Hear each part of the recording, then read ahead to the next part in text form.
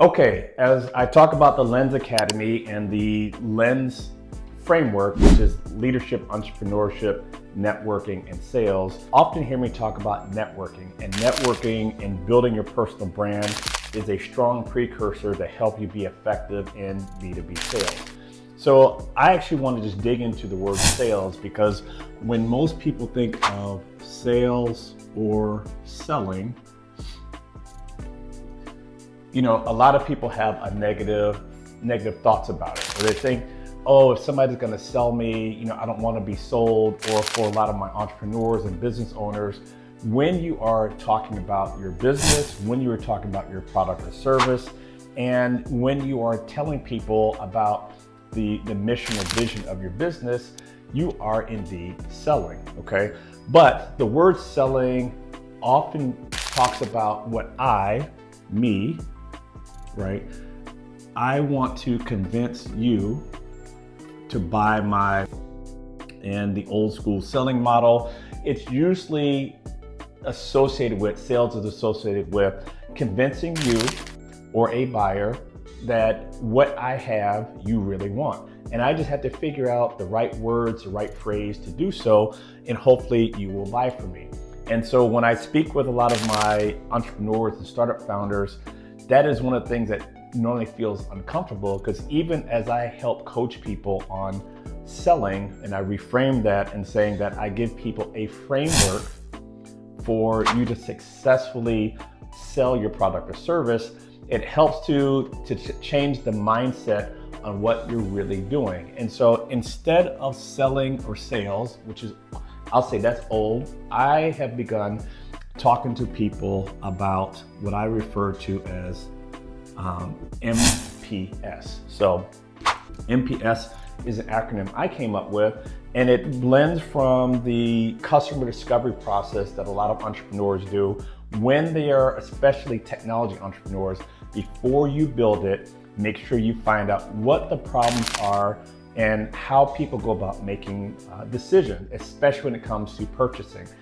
This becomes even more important when you are selling something of high value. In fact, when you are talking about selling and enterprise selling, I'll put down the relationship here.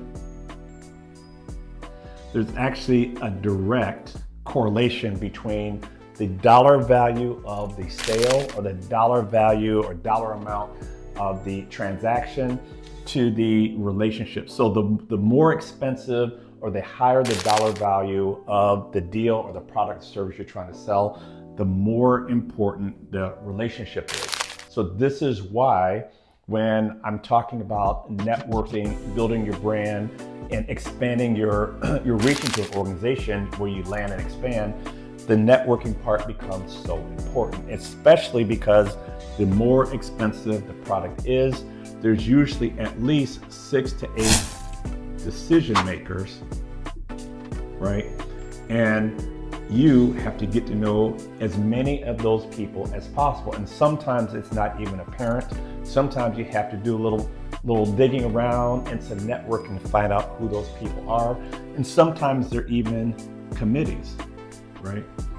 So I used to think, and many of these startup founders that I work with and entrepreneurs and business owners that I work with think, oh, I just have to get to the one person, the VP, the CEO, the director, or whoever that is, and that is farthest from the truth.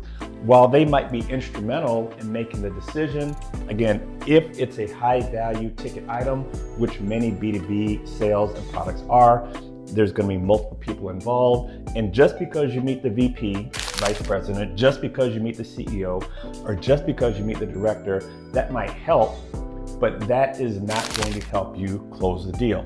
So again, sales or selling, the word tends to make you think, what do I want to do, and how can I convince you, buyer, that my product or service is what you really need? And so the whole perception around that is that it's focused on me, the person that's trying to convince. And when you think that way, you're going to miss out on the opportunity to really find out where there's significant opportunity and really how to connect with your buyer. And so instead of selling, I would rather say that we are going to do something different. Selling is old, and MPS is the new way, or at least my way that I love to talk about it. So what is MPS? MPS is an acronym for I'm learning and teaching people how to monetize problem solving.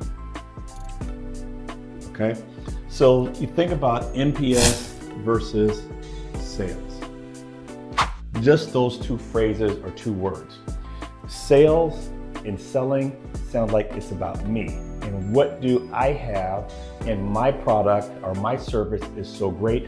I just have to tell everybody and they're going to want to buy it, right? So sales tends to be more about me and what I want to push or promote or try to convince and persuade people to buy and give me money. However, if you learn how to monetize problem solving, that is a different ballgame.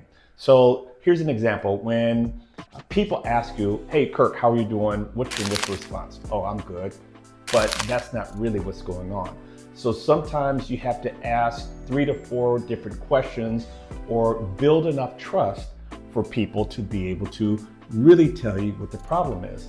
And that falls into those 3 words that are necessary for anybody to establish a long-term relationship with you, anybody to establish their network with you, and especially for people wanting to do business with you.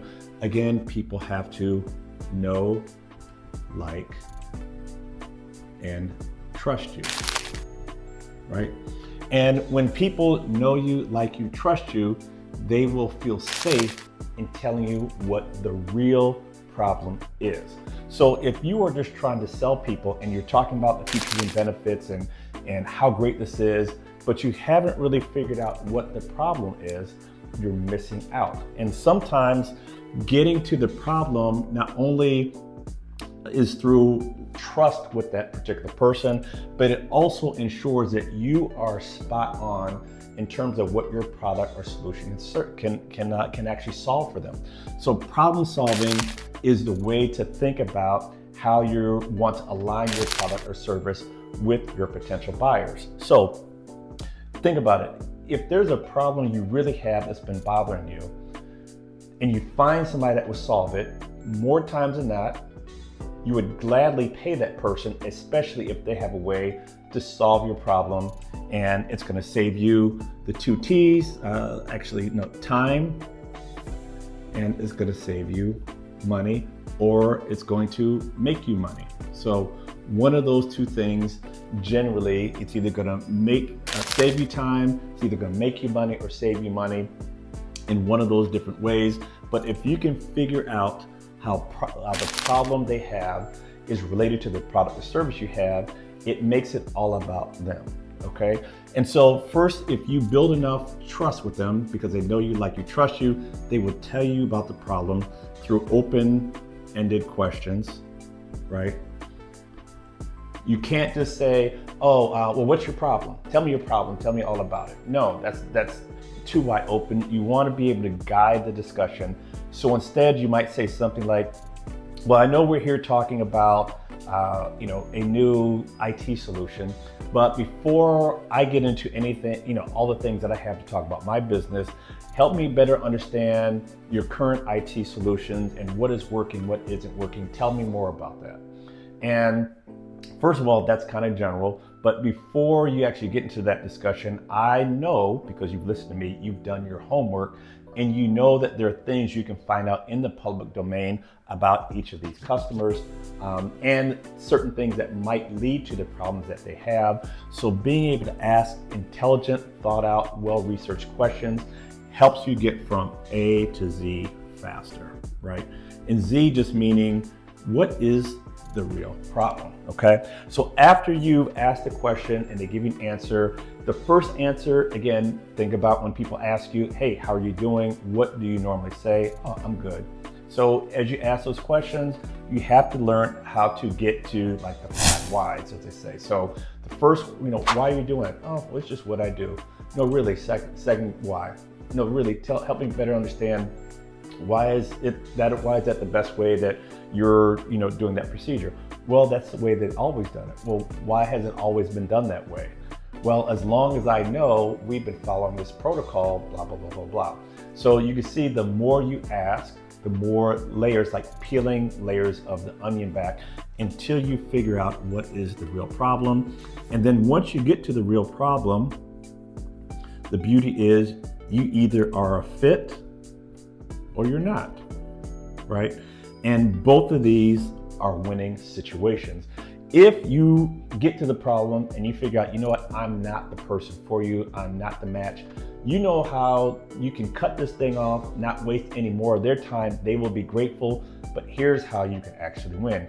You can even say, I'm not the answer, I don't have the solution, but I know somebody and I can help you, right? So all is not lost. Even though you may not get the sale, we play the long game. And I can tell you numerous instances where maybe a client did not do business with me because I wasn't a fit, but I helped them anyway. Those people, those potential customers will tell other people, they will remember that I helped them, and more times than not, when there is a fit, they will come back to me and that door will always be open. So again, in the words of Nelson Mandela, I never lose, I either win or I learn. And so even if I'm not a fit, I learn how to keep the door open by helping them out. If I am a fit, that's fantastic. And the thing you need to do from this point forward is not just focus on, oh, I'm a fit, and I found out the problem. Now you want to quantify the size of the problem. So now we've qualified the problem, right? We know what it is, but now we want to quantify the problem. Why is that important? Because many times when you're getting into a large B2B sale or any kind of sales situation where you're trying to monetize problem solving, one of the first things people do, and I even try to do this as well, is like, you know what, that sounds good, I like it, just tell me what the price is. Price is a trap. Price is relative. Price is relative to the size of the problem. So you might have qualified the problem, but until you're able to quantify it, meaning how much does the problem cost you? What is the pain point? If this problem doesn't get fixed, how will this impact your revenue? How will this impact your cost? How will this impact retention? So you want to find these quantifiable metrics or quantifiable data to help be an anchor to price. So if you are solving you find out that this problem is, $10 million, and you're offering it for a solution to solve the problem for $10,000, that's a big gap. There is room for money and profit, okay? So, but you would never know this if you don't quantify and qualify the size of the problem. So in this whole exercise, I just want you to get an idea of the exercise that I work with my clients that are both entrepreneurs, startup founders. Sometimes they are people transitioning into sales or account development, account management roles. And this is a great exercise to help reframe your thinking, because you don't want to just convince people and fall in love with your product or service. You want to fall in love with their problem. And if you can get them to know you, like you, and trust you, they will actually tell you how much time and money that they're wasting or losing because of the problem they have. Ask the right questions. You'll be able to accurately qualify the problem. And then once you do that, you can determine if they are a fit or if you guys have a love connection and if you're able to help them. If not, help them out anyway. That's how you build relational equity, and I'll talk about that later on. But relational equity has a long shelf life, and it will, I promise you, in certain ways, it will come back to you. If they are a fit for you, then you want to find out how to quantify the size of the problem, because if you qualify it and you quantify it, it will help you know that when you get into pricing, you're pricing it relative to the size and scope of the problem, not just because it sounds good to you. Because many times, if you don't quantify the size of the problem, you will leave profit and money on the table, all right? So I hope this helps you reframe the way that you think about monetizing problem solving versus sales. If you need some help in learning how to adopt this kind of process in your business, click the link below that's in my bio or at the end of this video, and I'd be more than willing to talk with you about how I've helped companies actually recoup some margin and make more money on each product because you're able to qualify the problem, quantify the problem, and we no longer sell, we monetize problem solving.